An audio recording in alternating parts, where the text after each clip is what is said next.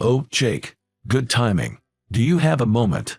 On the last day of the new employee training, I was stopped by Kevin from the HR department.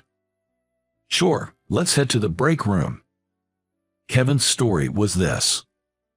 There's a promising new female employee among this year's recruits. He advised me to make sure she doesn't quit. This year, take good care of her.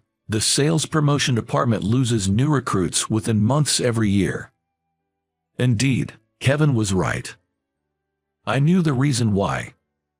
It was because of the unreasonable demands and harassment by our manager, Bruce, which quickly demotivated the new recruits, leading them to resign. Something had to be done. If this continued, we wouldn't be able to nurture our juniors. I need to take good care of them, I thought to myself. A few days later, just as Kevin said, a new recruit named Emily was assigned to the sales promotion department.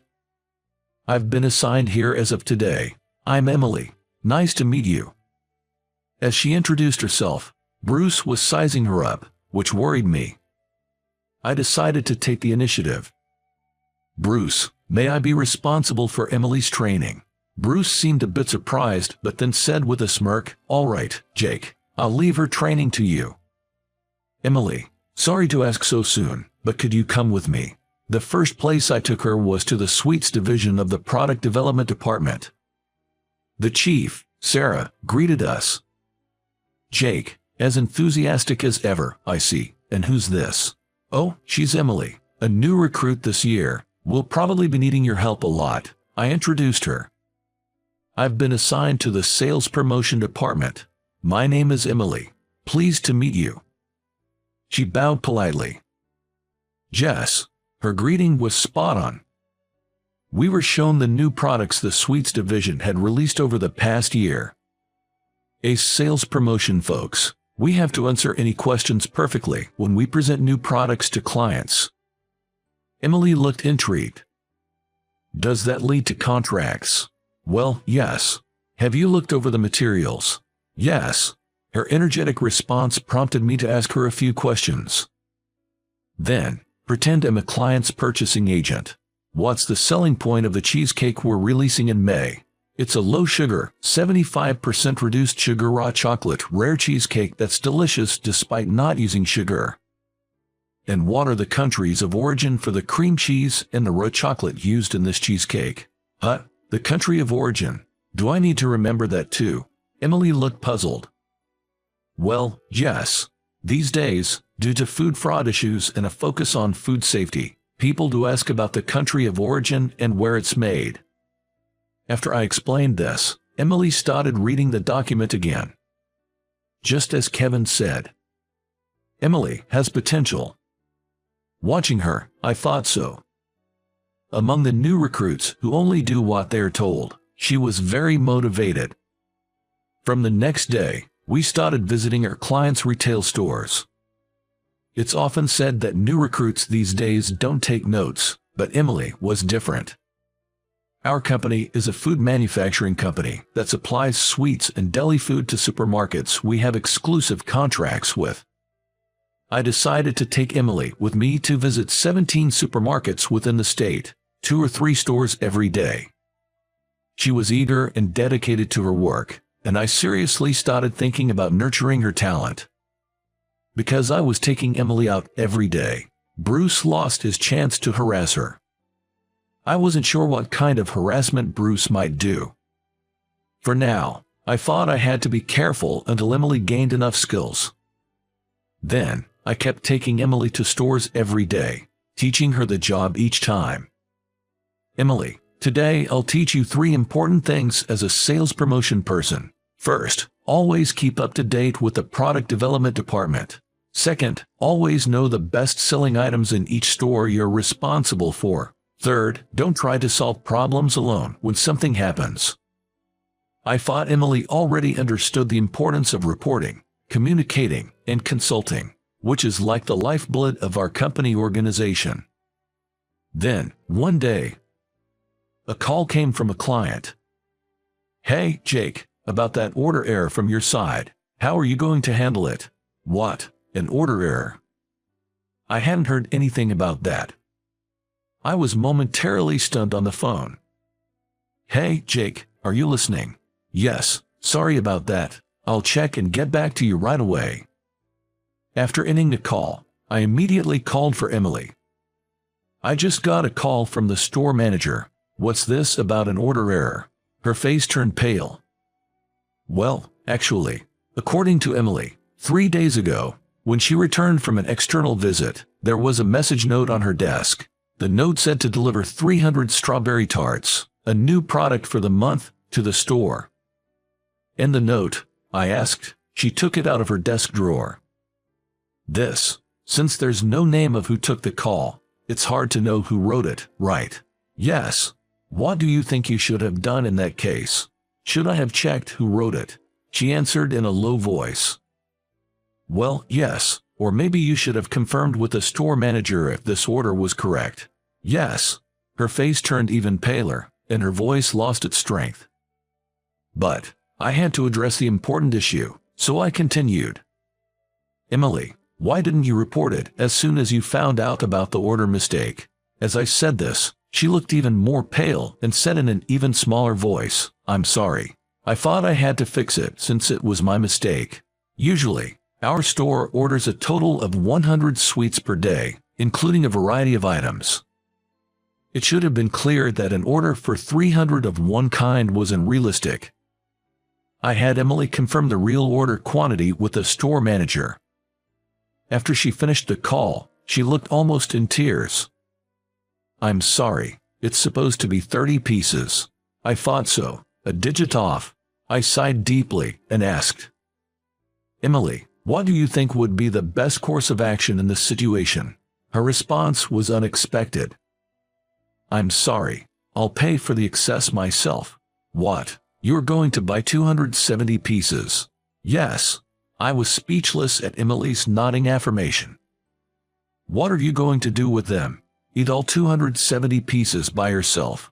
No, I don't think I can eat all of them, she said, looking down. And then, I couldn't help but raise my voice. Do you have any idea how much effort the product development department put into this new product? The same goes for the factory workers. No one makes these products expecting them to be wasted. At that moment, everyone in the department turned to look at us. I felt ashamed. What was the point of taking her to the product development department and the factory so many times? Had she understood nothing? She apologized with teary eyes and a barely audible voice. I'm sorry. I told her, it's okay, go back to your desk, and started calling our other client stores one by one. Some stores said, if you can deliver today, we'll take some, so Emily and I split the task and delivered the 270 pieces we had collected. When all the deliveries were done and we returned to the office, Bruce was waiting. Jake, you've been mentoring Emily for the past month. How do you plan to take responsibility for this? He smirked unpleasantly. Also, I heard you yelled at Emily in front of everyone. That's clearly an abuse of authority. Emily tried to say something, but I stopped her with my left hand. Yes, you're right, I'm sorry. I bowed to Bruce. Look at that, Emily's still looking pale and shaking. Jake, you need to take responsibility for this, be prepared for that. In a meeting that day, Bruce, who had always disliked me, apparently added a lot to his report and relayed it to the higher-ups. The following week, I was transferred to a factory that makes containers for deli foods. I never thought I would be demoted.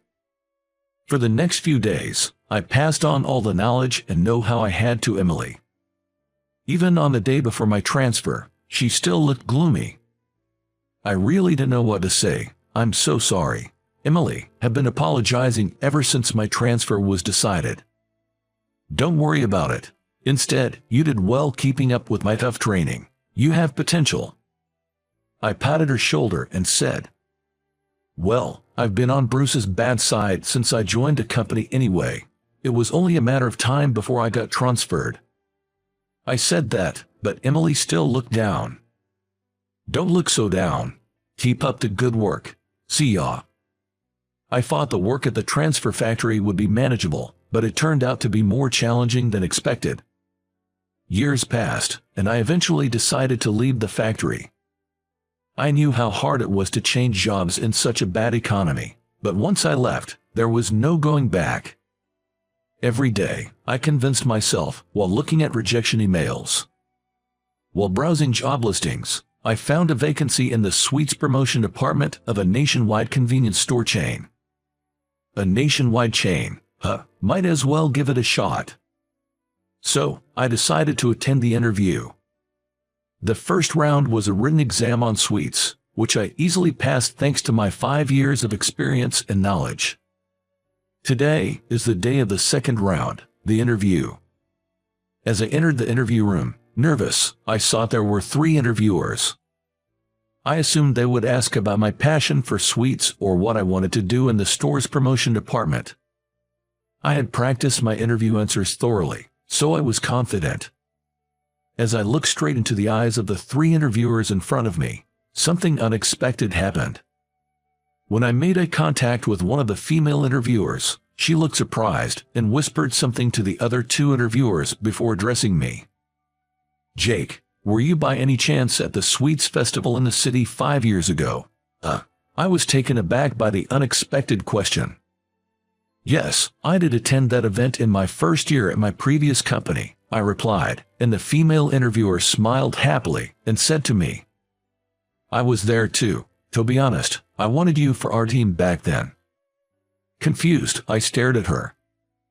"I still vividly remember your responses during that event. All the representatives from various companies could answer about the taste and shape of the new sweets, but you were the only one who perfectly answered about all the ingredients, their countries of origin, and why they were used in those proportions," she said excitedly.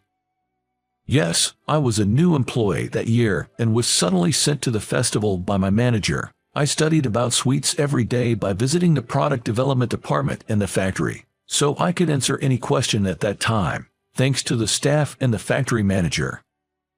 Then, one of the male interviewers said, "Wow, it's rare to find a newcomer who can do that much. Your motivation and hard work were what made it passable." As they said this one after another, I felt a bit embarrassed but also happy for the first time in a long while. When the interview ended, the female interviewer said, "Anyway, we want people with passion and the ability to work hard. We look forward to working with you." Phew, I got the job. I felt refreshed on my way home that day. Then came my first day at the new job. While I was giving my greeting at the morning meeting, I suddenly made eye contact with a beautiful woman with long hair. She looked surprised when she saw my face.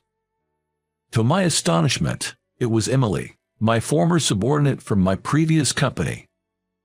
I was assigned to the sales promotion department, and there was Emily, now a manager, in the same team. Gone was her naive demeanor. She was now confidently managing her work. "Can't believe we're meeting here."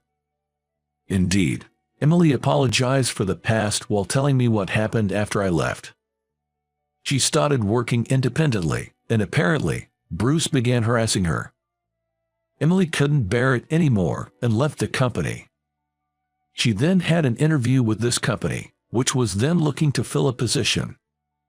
"Thanks to the training I received from you, Jake, I could easily answer all the interview questions. I even received compliments during the interview for being able to answer so thoroughly. Now, I'm even in charge of training new employees. I've always been grateful to you for everything. Looking forward to working with you again." She smiled happily and bowed deeply. And so, we began working together again, this time in different roles. Rumor has it that Bruce later left the company due to allegations of abuse of authority and sexual harassment. Maybe now people at that company can grow a bit better. Now about the proposal for the new product introduction. Yes, let's hear it. We're now busy every day preparing for a Sweets Festival event happening in 6 months. Looking at Emily, who was passionately instructing the new employees to learn about the products in detail, I felt motivated to do my best too.